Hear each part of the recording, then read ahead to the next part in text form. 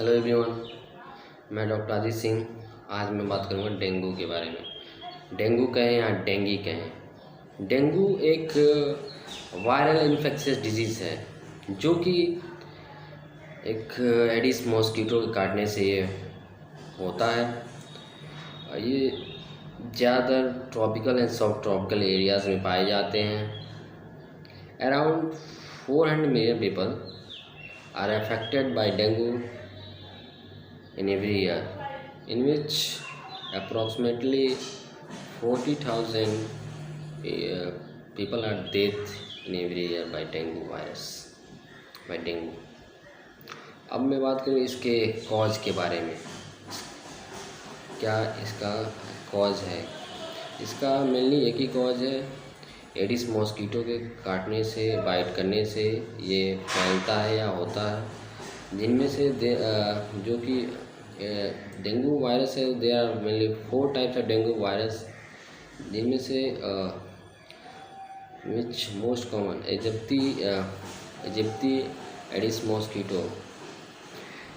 ज़्यादातर जो लोग ज़्यादातर इन्फेक्टेड होते हैं वो इजिप्टी से ही होते हैं, इजिप्टी एडिस मॉस्किटो से।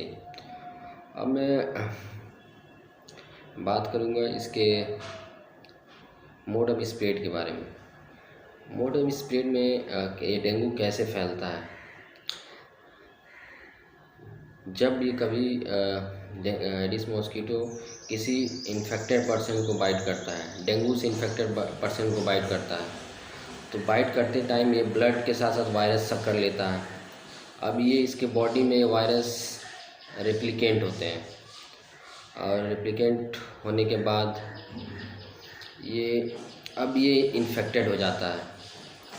अब ये जितने भी पर्सन को बाइट करेगा उस सब में बाइट करते टाइम ये वायरस उनकी बॉडी में छोड़ देगा।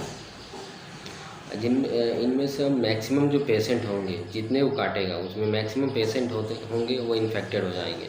नॉट 100%, बट मैक्सिमम पेशेंट जो पीपल होते हैं वो इन्फेक्टेड हो जाते हैं। ऐसे इसका ऐसे मोड ऑफ स्प्रेड है, ऐसे फैलता है। अब मैं बात करूँगा इस सिम्टम के बारे में। तो मैं इसको they are mainly divide in 2 part, mild symptom and severe symptom. Mild symptom में हाई ग्रेड फीवर होता है, जिनमें 103 to 105 फ़ारेनहाइट फीवर रहेगा, हेडेक रहेगा। हाँ, उसके अलावा मसल्स पेन होंगे, जॉइंट एंड बोन पेन होंगे। ब्रेक बोन कहते हैं कि एक हड्डी टूटने इतना दर्द होता है डेंगू में, डेंगू फीवर में। और इसके अलावा वोमिटिंग होगी, नौजिया होगी, रैसेस हो जाएंगे, चकत्ते पड़ जाएंगे स्किन पे, और वीकनेस होगी। अब मैं बात करूँगा इसके सीवियर सिम्टम के बारे में। सीवियर सिम्टम में क्या क्या हो सकता है।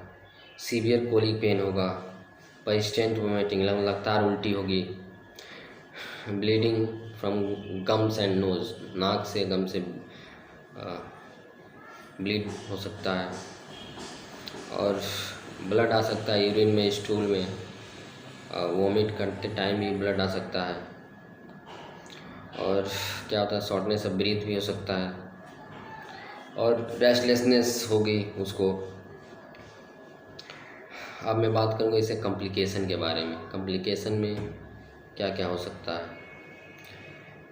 लीवर डैमेज हो सकता है, ऑर्गन डैमेज हो सकता है, न्यूरोलॉजिकल डैमेज हो सकता है। इसके अलावा हेमरेज हो सकता है। और इसके अलावा जो प्रेग्नेंट वुमेन होती हैं उनमें high risk to pass the virus to the baby at the child birth. जिनमें से जो बेबी होगा प्रीमेच्योर बर्थ हो सकता है, लो वेट हो सकता है उसका, उसके अलावा प्री मैच्योर बर्थ होगा, लो वेट हो सकता है और बहुत सारे और बेबी में कॉम्प्लिकेशन आ सकते हैं, जैसे फीटल डिस्ट्रेस हो सकता है। अब मैं बात करूँगा इसके अलावा एक चीज़ और, इंटरनल ब्लीडिंग हो सकती है इनसाइड द स्किन के अंदर भी ब्लीडिंग हो सकती है, हेमरेज हो सकता है, पेशेंट है शॉक में जा सकता है due to blood pressure drop. इतना ब्लड प्रेशर ड्रॉप गिर जाता है कि पेशेंट शॉक में भी जा सकता है। अब मैं बात करूँ इसके प्रिवेंशन के बारे में। इसका प्रिवेंशन क्या है? प्रिवेंशन में अपने आसपास साफ़ सफाई रखें, क्लीनेस रखें और पानी इकट्ठा ना होने दें।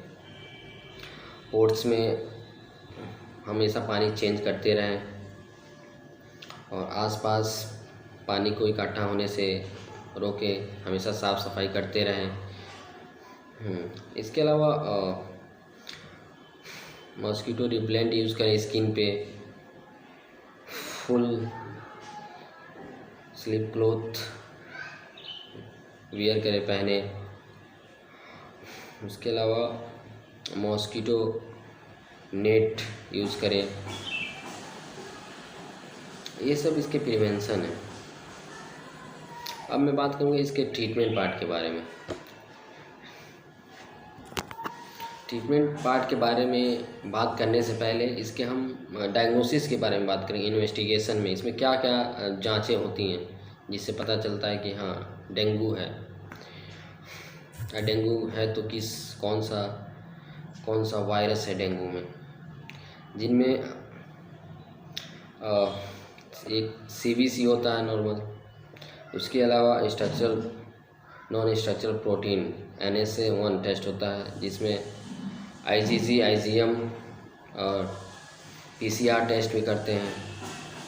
PCR में स्पेसिफिक वायरस को डिटेक्ट करने के लिए PCR किया जाता है। इसके अलावा LFT टेस्ट भी करते हैं, किडनी IgG IgM और PCR टेस्ट भी करते हैं। PCR में स्पेसिफिक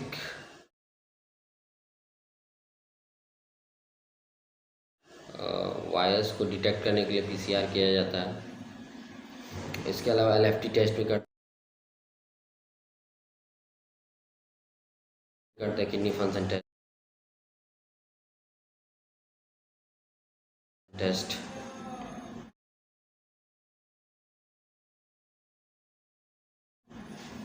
अब मैं बात करूँ इसे ट्रीटमेंट पार्ट के बारे में। ट्रीटमेंट पार्ट में there are no any specific treatment of dengue. इसका कोई स्पेसिफिक ट्रीटमेंट नहीं है डेंगू का, बट इनमें हम बॉडी को हाइड्रेट रखेंगे, प्लेंटी ऑफ फ्लूइड देंगे। पेशेंट को ज़्यादातर हम बॉडी को हाइड्रेट करने के लिए हम उसको ORS देंगे, ग्लूकोज देंगे। और इसके अलावा सिम्टोमेटिक ट्रीटमेंट चलता है और इसमें मेनली कुछ मेडिसिन होता है जो हमें अवॉइड करना होता है, जैसे एस्पिरिन, डिस्प्रिन और आइबुप्रोफेन, डाइक्लोफेनेक। ये इसमें ब्लीडिंग होने के रिस्क को बढ़ा देता है, चांस को ये बढ़ा देता है। इसलिए ये सब मेडिसिन ना दे तो ही बेटर है।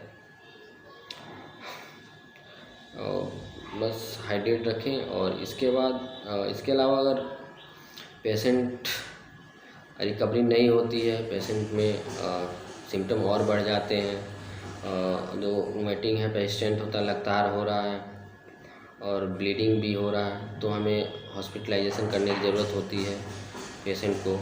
वहाँ पे इसकी मॉनिटरिंग होगी, फ्लूइड दिया जाएगा और प्लेटलेट्स काउंट कम हो गए हैं तो प्लेटलेट्स भी दिया जाता है, ब्लड ट्रांसफ्यूज़न भी होता है। बस इसका यही ट्रीटमेंट है। बस आज के लिए बस इतना ही। Till then take care. जय हिंद।